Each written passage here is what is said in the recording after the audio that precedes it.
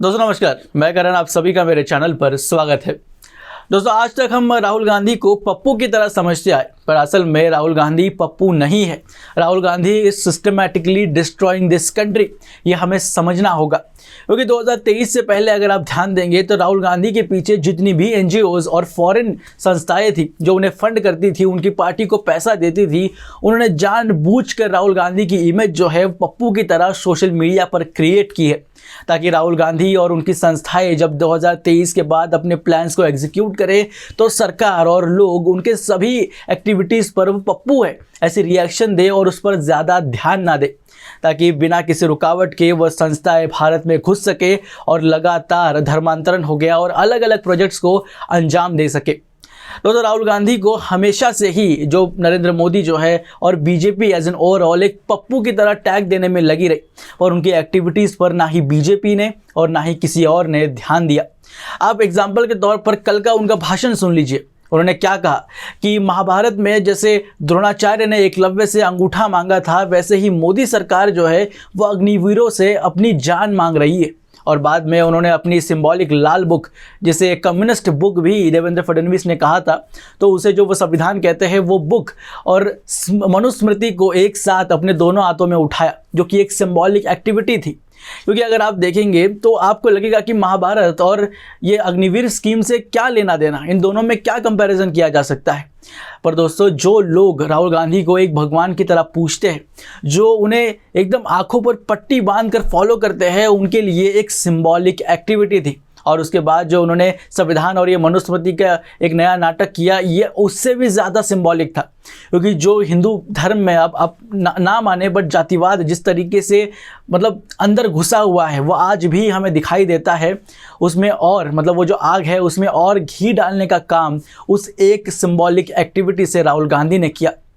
तो राहुल गांधी आज जो कुछ भी नरेंद्र मोदी पर लगातार अटैक कर रहे हैं, अडानी हो गया और बाकी सारे इश्यूज़, उसका जो शैतानी दिमाग राहुल गांधी का उसके पीछे है, उस पर कंट्रोल जो है वो अमेरिका में जो जॉर्ज सोरोस बैठा है उसका तो है ही, पर चाइना की कुछ संस्थाएं हो गई और अलग अलग देशों में जहां से कांग्रेस को फंड आता है, उसका पपेट बनकर राहुल गांधी इस देश को डिस्ट्रॉय करना चाहते हैं।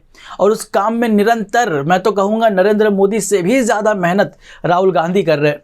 पर मैं राहुल गांधी से कहना चाहता हूँ और डायरेक्टली कहना चाहता हूँ कि ये जो कुछ भी तुम कर रहे हो, जो कुछ भी तुमने ये नाटक पिछले 2 सालों से लगा के रखा है, ये बिल्कुल भी सक्सेस नहीं होने वाला।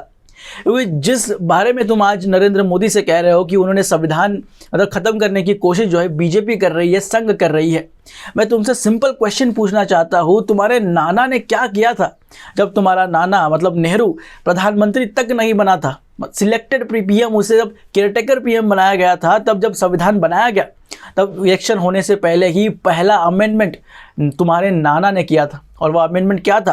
पहला ही संशोधन उन्होंने अभिव्यक्ति की स्वतंत्रता पर वार करके किया।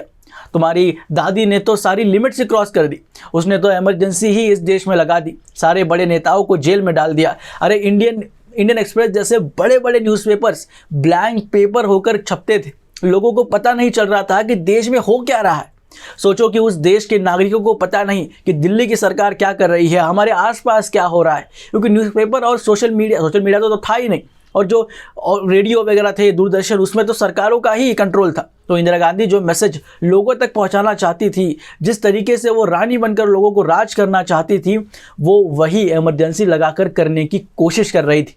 आखिर में वो प्लान फेल हो गया, वो अलग बात। उसके बाद तुम्हारा बाप तो अपीजमेंट की पॉलिटिक्स का बाप निकला, क्योंकि बिल्किस बानो जैसी बूढ़ी औरत ने सरकार से मांगा ही क्या था? अपने बचे हुए जीवन से जीवन बिताने के लिए 2 पैसे मांगे थे, जो कि कोर्ट ने उसे दिए। उसके बाद मुसलमानों में जो कट्टरपंथी है, तब तुम्हारे बाप को लगा कि वो लोग हमें वोट नहीं देंगे। मुसलमानों के वोट पाने के लिए, वोट बैंक उनका हासिल करने के लिए तुम्हारे बाप ने संविधान में संशोधन किया। और बिल्किस बानो को जो 2 पैसे मिले थे, 2 पैसे, सिर्फ 2 पैसे, क्या थी उसकी अमाउंट? आप पढ़ लीजिए एक बार, कितने पैसे थे वो। उन पैसों को भी देने से बिल्किस बानो को नकार दे दिया। और फिर अयोध्या का मैटर तो तुम्हारे बाप ने किया ही, वो तो अलग बात है। उसके बाद तुम्हारी माँ तो मतलब आउटसाइड सरकार में ना रहते हुए भी देश पर कंट्रोल कर रही थी।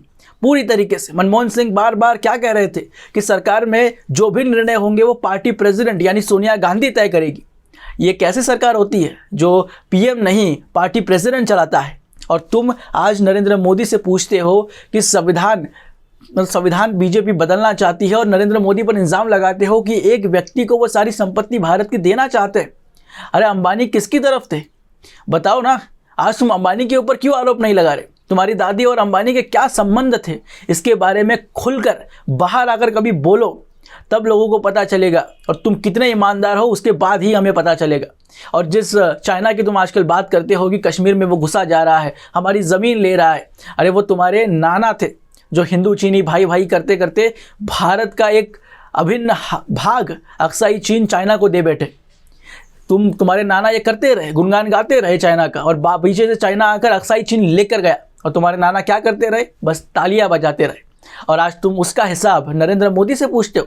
अरे 55 साल तुम्हारी पार्टी ने इस देश पर राज किया है और नरेंद्र मोदी तो अब आए हैं 10 साल से, और जिस तरीके से 10 साल में जो डेवलपमेंट हुई है वो 55 साल में भी तुम्हारी सरकार ने नहीं की थी। और वो तुम खुद कश्मीर जाकर बताती ही हो, तुम्हारी क्लिप्स और बताती है किस तरीके से तुम खुले में घूम सकते हो। तुम एक्चुअली जिस तरीके से लोगों को भड़काना चाहते हो, इलेक्शन कमीशन हो गया, सुप्रीम कोर्ट हो गया, हर एक संस्था से तुम्हारी जो पार्टनर्स है, जो एनजीओ है, जो जॉर्ज सोरोस है, वो लोगों का इन संस्थाओं से विश्वास उठाना चाहता है। जब लोगों का संस्थाओं से विश्वास उठ जाएगा तो जिस तरीके की परिस्थिति श्रीलंका में, पाकिस्तान में, अफगानिस्तान में, बांग्लादेश में और हाल फिलहाल में जो सीरिया में हुआ, वैसा ही भारत में हो और तुम इस भारत के राजा बन जाओ और तुम्हें राजा बनाकर वो एनजीओस इस देश पर राज करे। ये तुम्हारी पार्टी और तुम्हारा प्लान है। तुमने हर बार अपने देश का पक्ष कभी नहीं लिया, चाहे वो सीएए का मामला हो, एनआरसी का हो, नोटबंदी का हो या कुछ और तुमने सर्जिकल स्ट्राइक पर भी कभी देश का पक्ष नहीं लिया। ना ही तुमने अपनी पार्टी के बारे में सोचा। तुमने हमेशा अपने अमेरिका और चाइना में बैठे जो आका है उनका हित सोचा, उनके हित के लिए काम किया, और ये देश कभी मंजूर नहीं करेगा। इसीलिए जनता ने तुम्हें पिछले 3 इलेक्शन में बहुमत नहीं दिया है और आगे भी नहीं देगी, क्योंकि इस भारत की जनता अच्छे से जानती है कि कौन इस देश की एकता के लिए काम कर रहा है और कौन इस देश को टुकड़ों टुकड़ों में बांटकर उस पर राज करने का नियोजन बना रहा है, प्लानिंग कर रहा है।